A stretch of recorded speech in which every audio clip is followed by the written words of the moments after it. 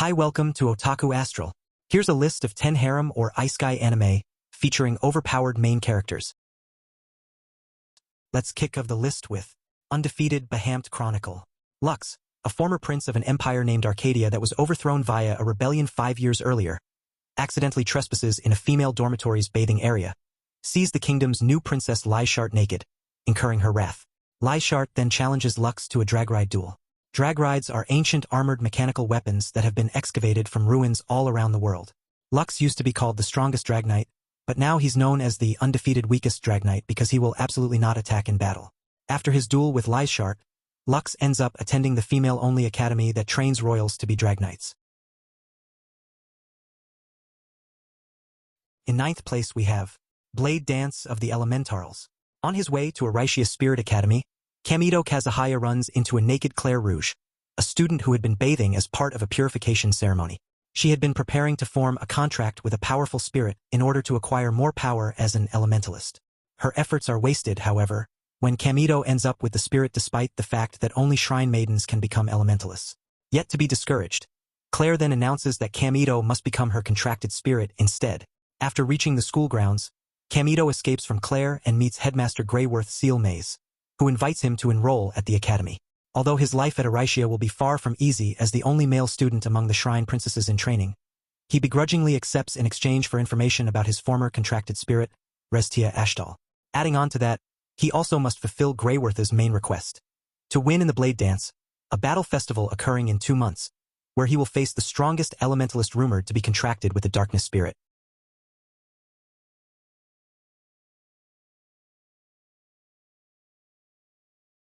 Moving on with list we have Erfurita. The ordinary life of 17-year-old otaku Hajime Nagumo is disrupted when he and his classmates are summoned to a fantasy world and tasked with saving mankind.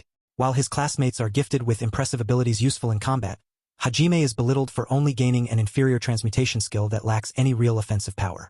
During an expedition in the Great Orcus Labyrinth, Hajime is betrayed by one of his classmates, plummeting him to the bottom of an abyss. Though he survives the fall, Hajime is faced with menacing monsters and misfortunes that send him spiraling into a grim nightmare. Desperate to live and return home one day, he resolves to fight for his survival, only to meet an imprisoned vampire he names Yu, who is also seeking to escape the labyrinth.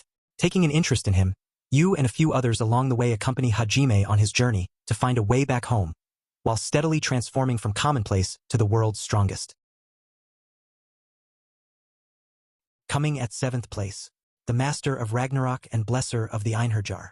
Some urban legends are best left untested. Yudo Suu gets more than he bargained for when he joins his childhood friend Mitsuki Shirmoya in testing out an urban legend.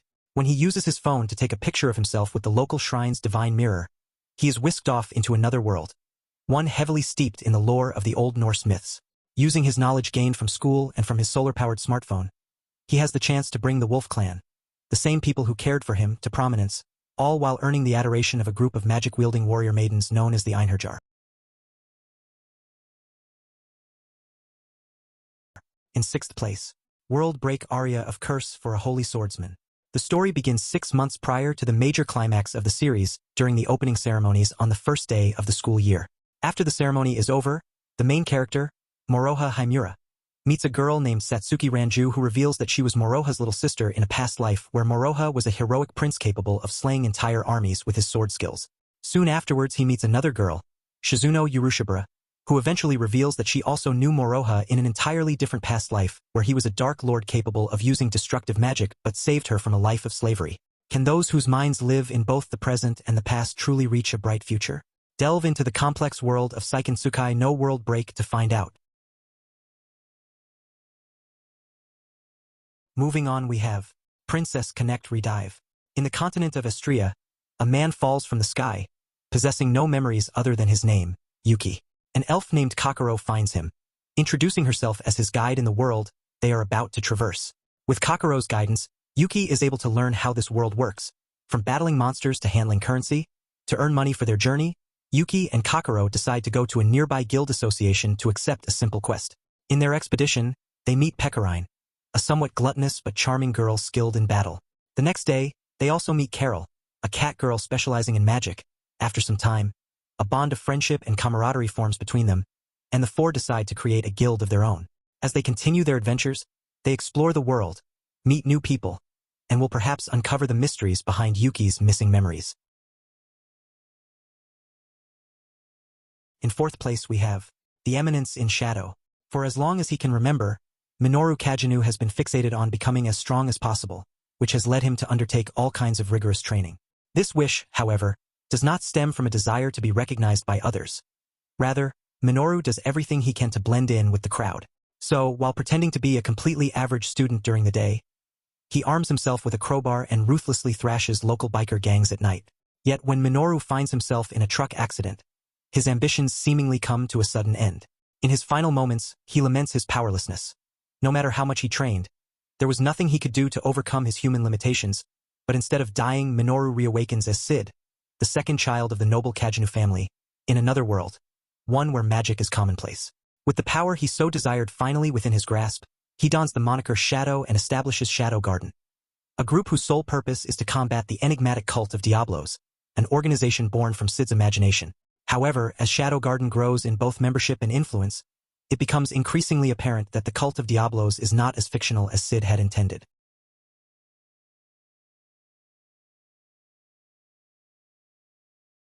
The third place, Hortensia Saga. A violent rebellion in the capital led by Duke Rugus Camellia wreaks havoc on the kingdom of Hortensia, leaving every member of the royalty either dead or missing. Barely escaping with his life, Knight Maurice Baudelaire flees the ensuing chaos after his brother, Fernando Albert, is killed by a werewolf in battle. To honor his legacy, Maurice treks to Albert's house and delivers his son, Alfred Ober, his father's sword. Despite his grief, Alfred is reminded of a vow he pledged with his father, to become a knight so that he could protect his land, the Albert Dominion. Under Maurice's tutelage, Alfred hones his combat skills to fulfill his promise. Training alongside him is Marius Castreed, an intriguing boy whose age seems to be more than meets the eye. Elsewhere, Pope Alexei Valdebran delivers the order to capture the missing princess and crowns Charlot d'Hortensia as the new king. Hortensia Saga is a tale of camaraderie and determination as Alfred, Marius, and Maurice work together with friends of past and present to bring forth light amidst Hortensia's dark times. In second place, the greatest demon lord is reborn as a typical nobody. Having reached the pinnacle of human potential, Varvatos was so powerful that the rest of humankind began calling him the demon lord, both fearing and respecting his overwhelming influence. As a result, he felt alienated from his fellow humans, leading him to desire true companionship, an equal he could call a friend. Hoping his fate will change in his next life, Varvatos decides to start anew and reincarnates 3,000 years later as Ard Meteor, the son of a seemingly ordinary couple in a rural town. Unfortunately, he realizes that even after weakening himself, his strength still overshadows everyone in this era. Moreover, his lack of social skills bars him from achieving his goal of making friends. But worst of all, the repercussions of suddenly abandoning his former position have begun to bite him back in some of the most unimaginable ways possible. Coming at first place, The Last Summoner. A talented young cook's encounter with a hungry girl who popped up in his kitchen changes his ordinary life forever. Dora, a summoned spirit and a truly cute goddess, now calls him master. However, he is not interested at all and trying everything he could to get away from the ghostly figure. As fate would have it, when he becomes a summoner by accident, there is no turn back in life.